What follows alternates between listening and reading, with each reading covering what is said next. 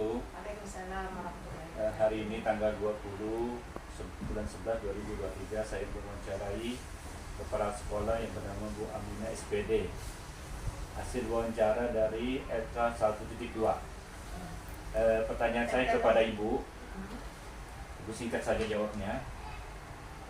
Pertama, kenapa anak kurang minat dalam belajar perkalian? Anak kurang minat dalam belajar perkalian. Nah, yang pertama itu kurang minat biasanya anak-anak itu media pembelajarannya yang kurang. Jadi harus medianya. Kemudian guru harus memvariasikan model pembelajaran. Mungkin model pembelajaran masih menggunakan model pembelajaran yang lama. Jadi gunakan model pembelajaran yang terbaru sekarang supaya lebih menarik. Kemudian media pendekatan kepada anak. Oke, pertanyaan kedua, bagaimana motivasi siswa untuk menghafal karyan 1 sampai 10 yang awal? Aplikasi. Motivasinya ya di ini apa? Ada ini apa? Reward. Nah, ada reward yang diberikan kepada anak. Bagi anak yang hafal ada rewardnya. Kemudian juga ini nanti di anak yang hafal itu dia mengajarkan kepada anak yang belum. Jadi ada motivasi kan. Nah, bisa anak kalau udah ngajar tuh dia merasa percaya diri gitu. Yang ketiga, kenapa siswa tidak bisa menjawab pertanyaan dengan benar? Karena dia ini kenapa ya? belum nggak tahu konsepnya, konsep perkalian itu, konsep dasarnya tuh. Nah, jadi dia nggak hasilnya jawabnya salah. Kemudian yang keempat, mengapa peserta didik mengantuk saat proses pembelajaran berlangsung? Pembelajarannya tidak menyenangkan, monoton. Ya itu kayak tadi itu kalau medianya menyenangkan, gaya model pembelajarannya kita terapkan menyenangkan, pasti anak tidak ngantuk. Masih konvensional, masih model lama yang digunakan model pembelajarannya. Yang kelima, mengapa peserta didik pasif dalam interaksi selama proses pembelajaran? Pasif. Ya karena tidak aktif gitu. Kalau udah tadi kalau modelnya medianya itu kan berimbas-imbas tuh Pak Indra. Iya. Jadi kalau udah medianya, model pembelajarannya, kemudian motivasi guru juga untuk memancing pertanyaan kepada anak, juga kurang bervariasi ya, pasif ya. Keenam, kenapa peserta didik suka berbicara pada saat pembelajaran? Nah, suka berbicara.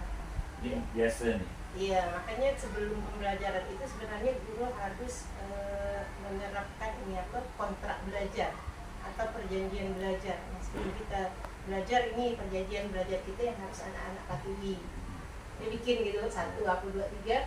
Nah, seandainya jika melanggar perjanjian kita sama-sama ini, maka akan ada sanksi. Nah, termasuk salah satunya pada waktu proses pembelajaran tidak usah berbicara.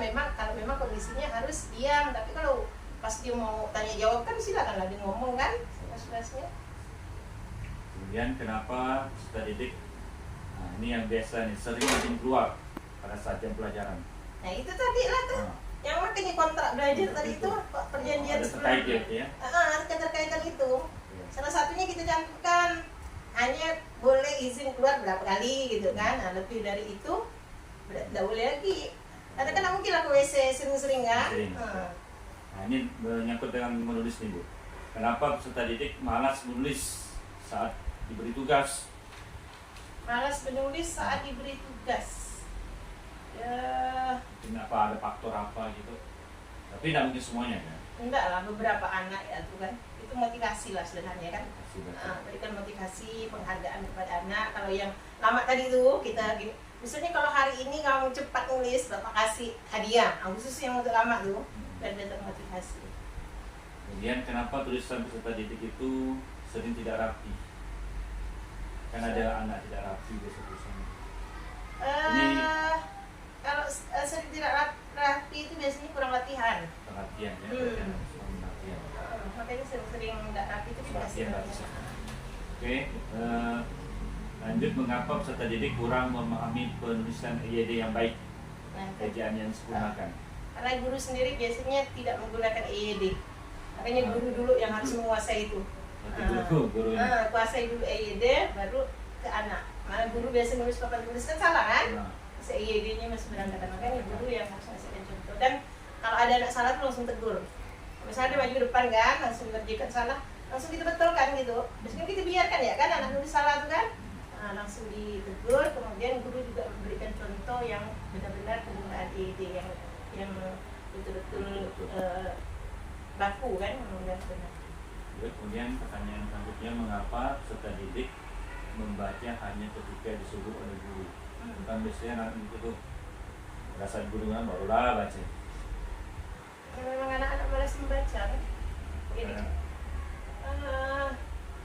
Ada anak gitu ya. Ya kalau supaya dia tertarik membaca, nanti dikasih tuh di ini apa namanya, kita kasihkan dia buku-buku yang menarik, misalnya buku cerita.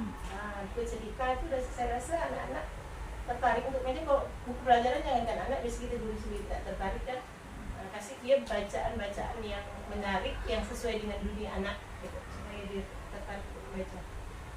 Lanjut Bu Aminah, mengapa peserta didik membaca hanya untuk memenuhi tugas dia? Hanya merasa karena dia ada tugas barulah baca.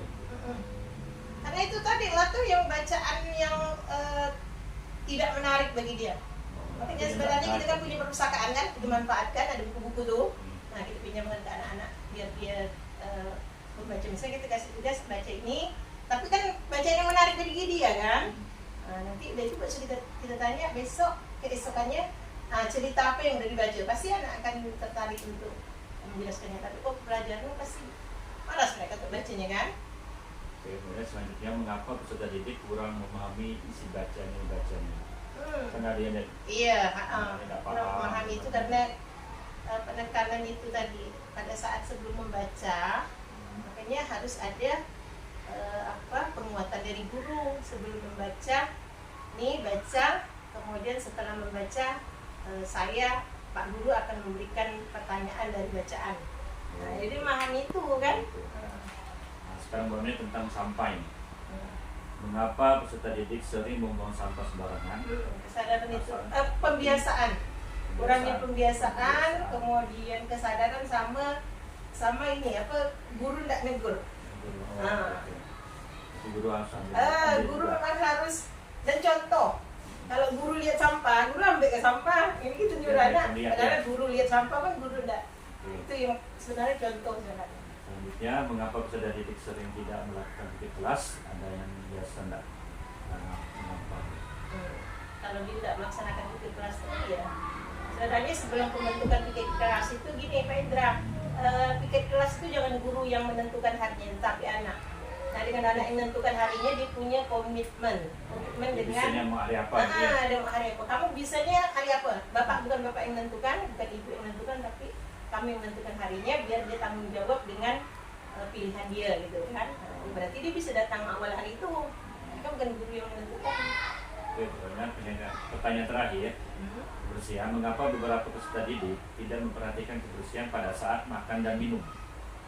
Tidak memperhatikan kebersihan ya? Tidak, ya karena itu tadi tuh kesadaran dari siswa pentingnya kebersihan itu untuk kesehatan fisik dia, untuk tubuh dia kan. Juga ya guru lah memang sih pada dasarnya tuh ujung-ujungnya guru pasti yang harus lebih ekstra untuk selalu mengingatkan kepada. Oke Bu Aminah, terima kasih atas jawaban wawancara di MK 172. Saya pewawancara Indra Gunawan SPD, terima kasih kepada Kepala Sekolah SD 17 Pontianak Kota, Bu Aminah SPD. Sama-sama, mudah-mudahan sukses. Assalamualaikum warahmatullahi wabarakatuh. Waalaikumsalam warahmatullahi wabarakatuh.